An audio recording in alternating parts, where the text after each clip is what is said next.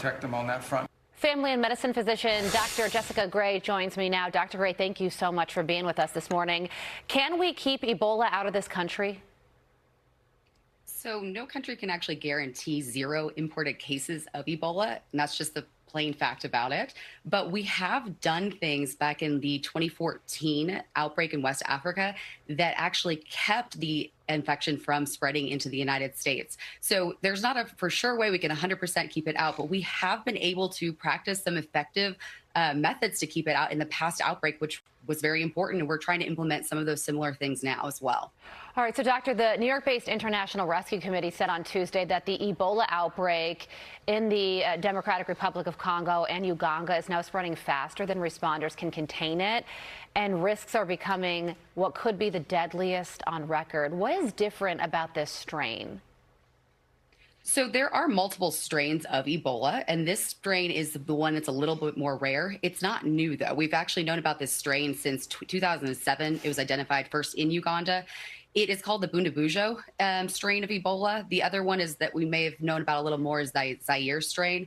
The problem is right now that we do not have an effective vaccine or antibody treatment the way we do for the Zaire strains. So this is a more rare, potentially the same amount of lethality. We're looking at 25 to 50% lethality with this infection, and it doesn't have some of the therapies that we are used to using with the other strain.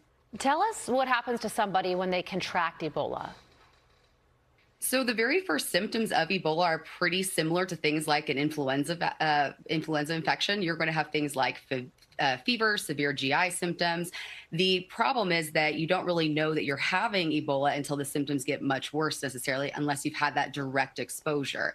Everyone's always concerned about getting this, traveling on an airplane or something like that. You're not going to get it that way. It's got to be direct exposure to the bodily fluids of someone who's had it. The biggest concern is in the end, without supportive care, people have multi-system organ failure. Yeah.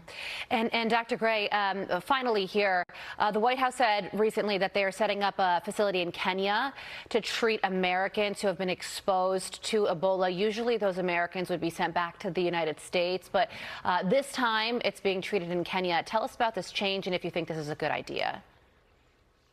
So I could really only comment that, there's more of a policy issue there. I can really only comment on the medical side of it. Really, the biggest thing is that we need to make sure patients who contract Ebola need to have the highest level of care. They need to be given care in an ICU setting. And so if we are going to provide this care, we need to make sure that it is at the highest level possible. Traditionally, we would think that the United States has the highest level possible. So if they're able to create the high level of care and the intensive support care that's needed in this Kenyan area for care, then perhaps it can be a good opportunity to provide care quickly to these individuals affected. Yeah, time is of the essence here, I imagine. So hopefully that exact thing is what will transpire. Dr. Gray, thank you so much for joining us this morning. We appreciate it. Thank you. You're very welcome.